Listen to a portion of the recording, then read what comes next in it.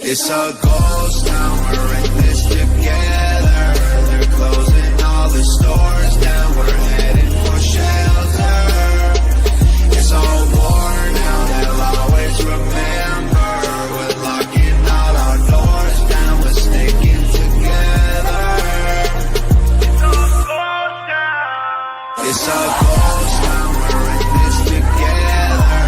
They're closing all the stores down, we're heading for shelter. It's all war now, they'll always remember. We're locking all our doors down, we're sticking together.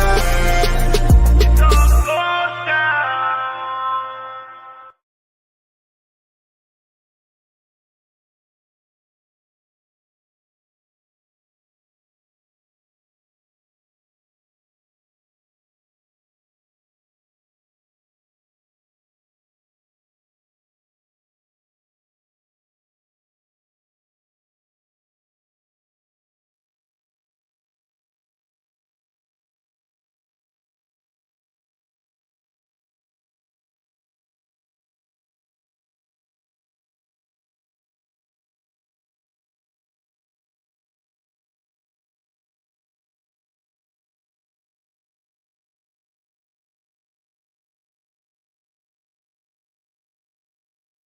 Australia has made its choice and returned Labor to power for a second term, leaving the coalition languishing and without a leader after Peter Dutton lost his seat. Anthony Albanese and Labor managed to pull off a stunning comeback after early polls suggested the government would struggle to hold on to power early in the 5-week campaign. He becomes the first leader to clinch a second consecutive term in 21 years and does so with an increased majority. In an election fought on the cost of living, Labor put healthcare at the heart of its platform. The Prime Minister says Australians have chosen optimism and determination in a time of global uncertainty. Australians have chosen to face global challenges the Australian way, looking after each other while building for the future. And to serve these values, meet these challenges, seize these opportunities and build that better and stronger future, Australians have chosen a majority Labor government. The mood at Liberal Party headquarters was subdued as the result came in. Peter Dutton lost his seat to Labor after 24 years and the coalition's primary vote slumped to record lows. Mr Dutton has conceded the coalition's campaign fell short. We didn't do well enough during this campaign. That much is obvious tonight, and I accept full responsibility for that. There are good members, good candidates who have lost their seats or their ambition, and I'm sorry for that. We have an amazing party and we'll rebuild.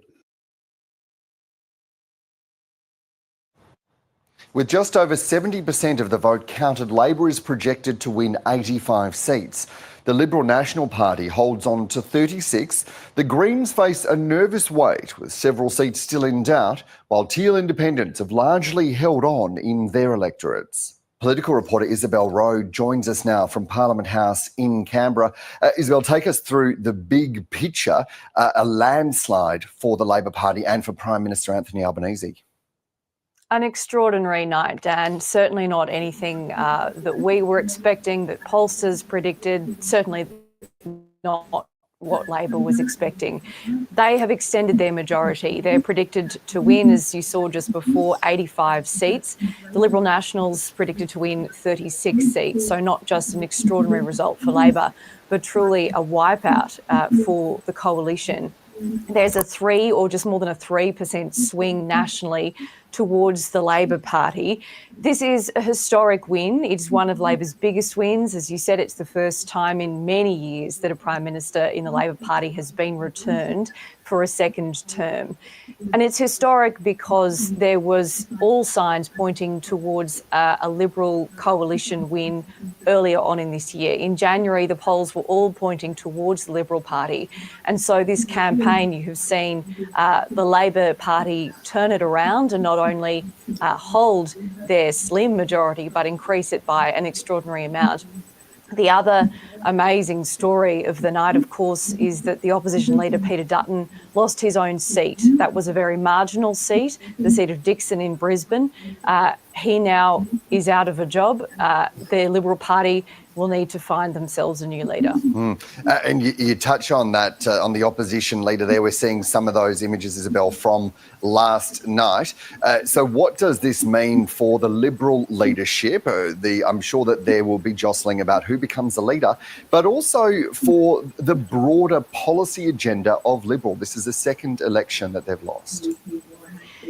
Look, it is a real low moment for the coalition. There is no doubt about that. And we had people, from the party talking about that on air last night. Ailey France, who is the Labor candidate in the seat of Dixon, she looks likely to win that seat. It was a small margin, but there has been an 8.3% swing towards her. So there was an extraordinary campaign in that seat from Labor to unseat Peter Dutton. And they have been successful. It's the third time that she has campaigned in that seat. Peter Dutton, of course, loses his job, and there is now a search for a new leader. The Deputy Leader, Susan Lee, remains in her seat. The Shadow Defence Minister, Andrew Hastie, also a potential leadership option. He's kept his seat. But there's been some potential future leaders that have lost their seats. Keith Wallahan, the Liberal member in Menzies, has lost his seat. There has been an overall gutting of Liberal MPs who potentially could have taken on that job, maybe not in this term, but in the future. So the Liberal Party will need to go back to the drawing board and have a look at its policies, its positions, and find itself someone to take them forward. And I understand that Keith Wallahan, seen, as a future leader potentially, a moderate there. We'll be speaking with our colleague David Spears on Insiders in a couple of hours' time. Isabel, what about the Parliament more broadly? What can you tell us as counting is continuing about what the next Parliament will look like? Well, as we say, we were having all these discussions about, who Labor would form minority government with. Would they have to do a deal with the Greens in the lower house? That is all ancient history. Labor has a clear majority in the lower house. There is a weaker opposition, but what there also is this consistent turn away from the major parties. We've seen all of the independents, the Teals, as some call them, hold their seats. We might see even more independents elected. The other story of the night, interestingly, has been quite a bad result for the Greens. Of the 4 seats that they held in the lower house, they have lost 2, and the other 2 are still unsure, and that includes the leader, Adam Bandt himself. So an interesting story there for the Greens. They also will be looking at what has gone wrong there. While their vote nationally has actually increased, some of their members obviously have not resonated with the electorate and have lost their seats. So an extraordinary result and a very different looking Parliament, I would say, going into this next term.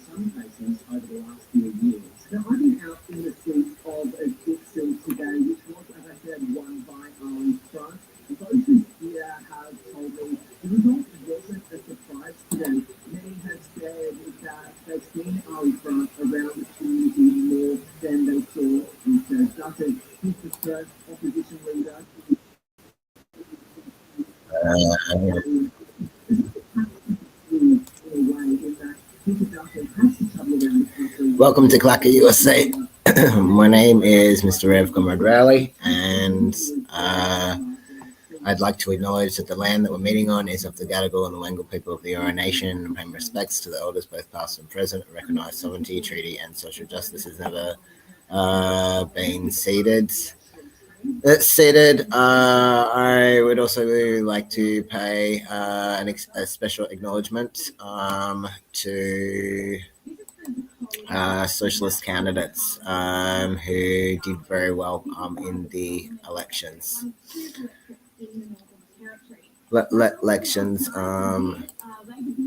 in terms of the national results, I'm just going to go to the national totals now.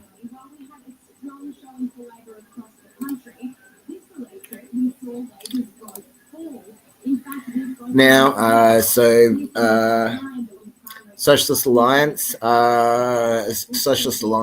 Australia-wide won 15,696 votes. This is on first preferences in the upper house, and Victorian Socialists won 20,000. 20,184 votes with a 0.16% swing, and likewise is Socialist Alliance got a 0.12% swing. Got a 118% vote, I beg your pardon, and likewise Victorian Socialists got a 0.16% vote, and there was a basically a 5% swing towards socialism, which was overall, which was a pretty good night.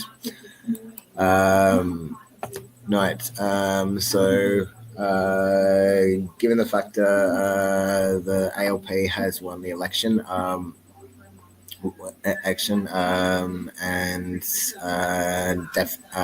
Dutton has been kicked out, Dutton has kicked out, and likewise the Liberals have basically been wiped out in Tasmania. The work continues. The work continues for socialism. But overall, it was a really good night. Overall, was a really good night in which Australia said a resounding no. To Trump. Being included within the Australian elections. And that was pretty much that was very much, and so that was a victory of Australia saying no to Trump, which was a overall that was a victory and victory. For the election last night. So we're just going to go to a song of praise,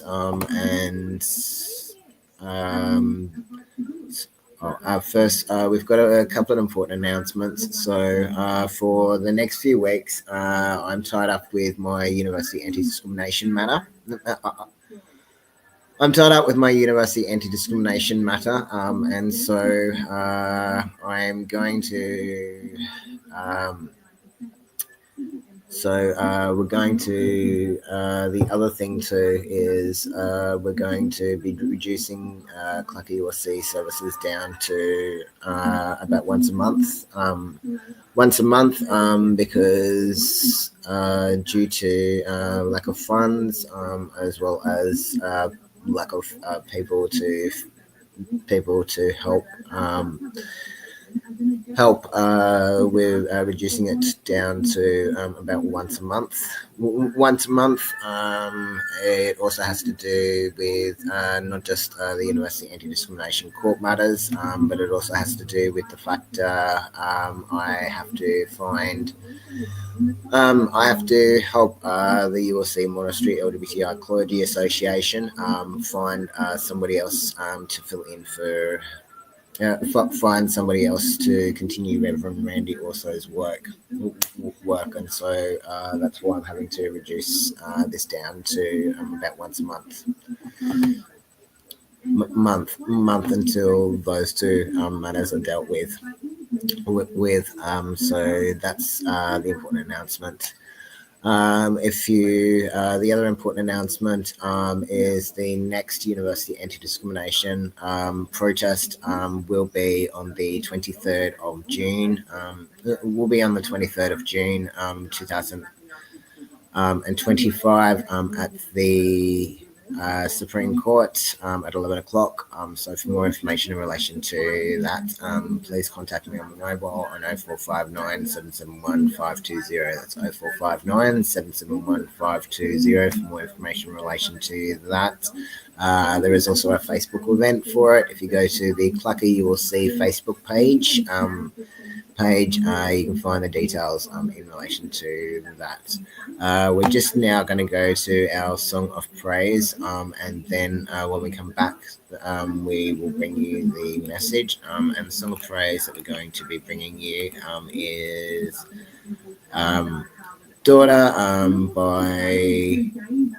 Daughter by Ryan Cassidy. And then when we come back, we will bring you the message. 10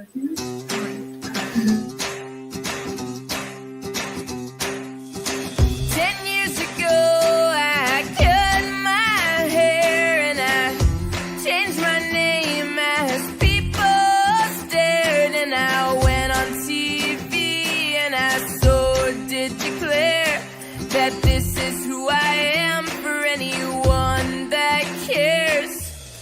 I didn't change who I am. I've always been a man.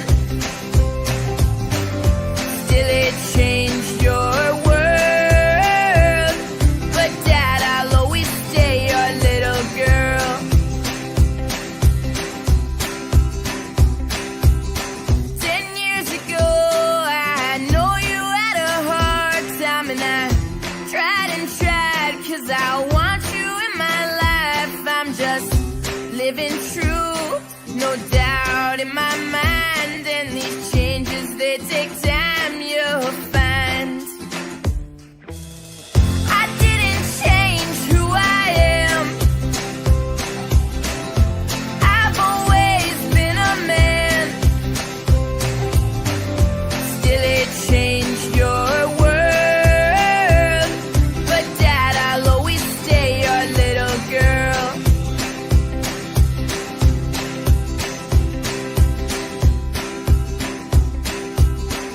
I know that you accept me as your son, but that doesn't mean your daughter ever did run. I'll always be close to you, no matter what. I love you and no doors are ever shut. I didn't change who I am. I've always been a man. Still it changed your world. But Dad, I'll always stay your little girl. I didn't change who I am. I've always been a man. Still it changed your world. But Dad, I'll always stay your little girl. But Dad, I'll always stay your little girl.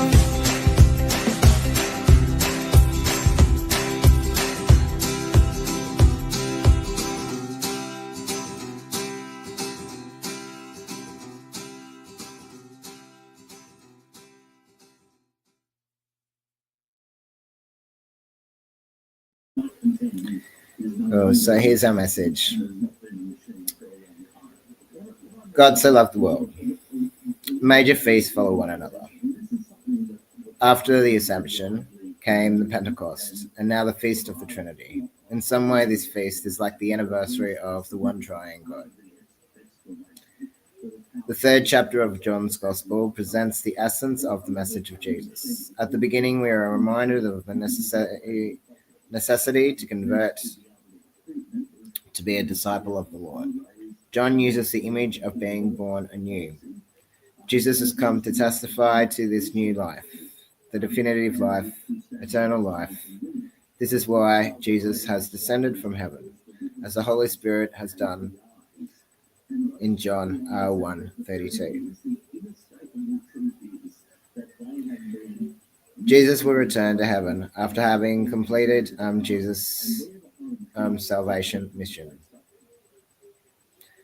The verses of today's text specify the origin of that mission, the love of God, the parent. So God loved the world, that God sent their only son. In this text, the term "the world" does not have the meaning of rejecting God, but the neutral sense of human reality or history.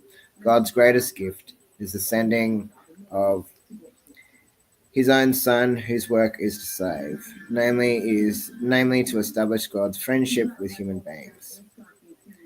This is salvation in the biblical message. It means welcoming the life which Jesus brings. We enter into this life through the door of faith as we freely accept or reject this life. Believing in the name of the only child of God. It is accepting the testimony and the message. It means trusting in God.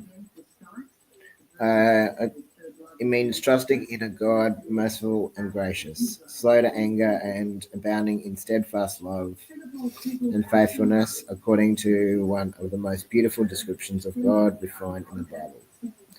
Agreeing with one another.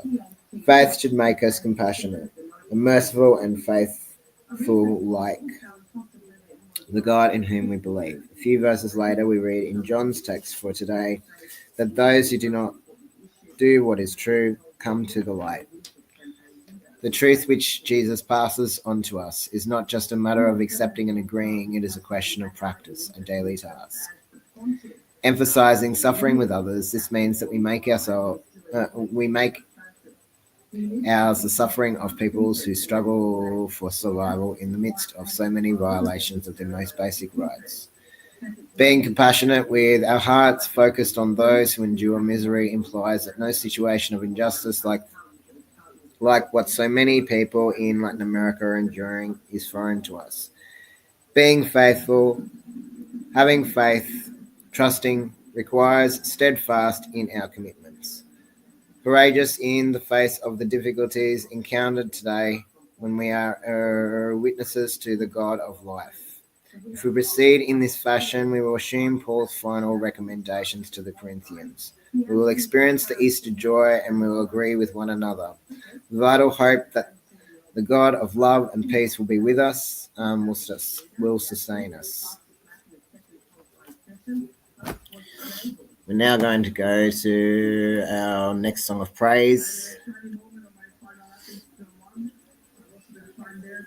Which is Flood My Soul, and then when we come back, we will do Open Communion.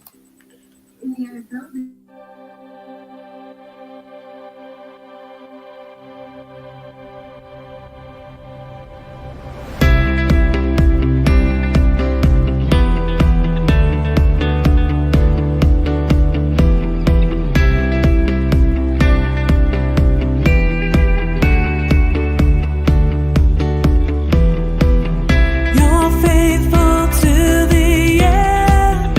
You give me hope.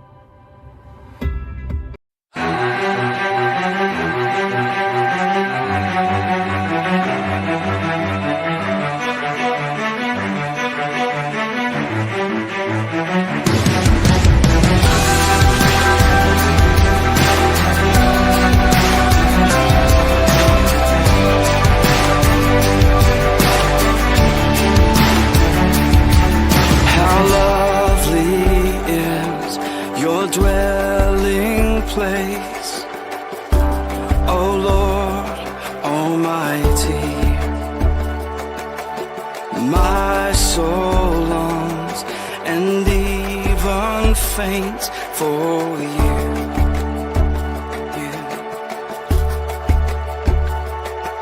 For here my heart is satisfied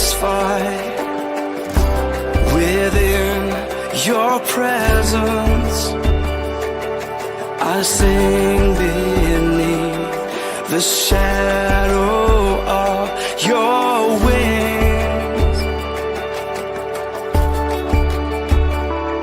Better is one day in your courts, better is one day in your house, better is one day in your courts than thousands elsewhere. Better is one day in your courts, better is one day in your house, better is one day in your courts than thousands elsewhere.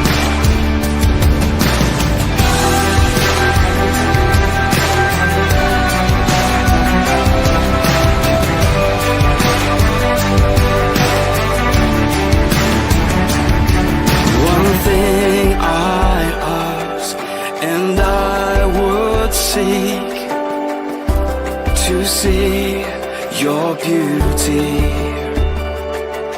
to find you in the place your glory dwells. Your glory dwells. Oh, better is one day in your courts, better is one day in your house, better is one day in your courts than thousands elsewhere.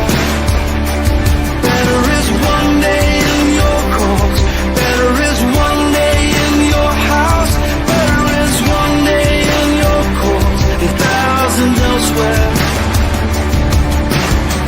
My heart and flesh cry out for you, the living God. Your spirit's water for my soul. I've tasted and I've seen. Come once again to me. I will draw near to you.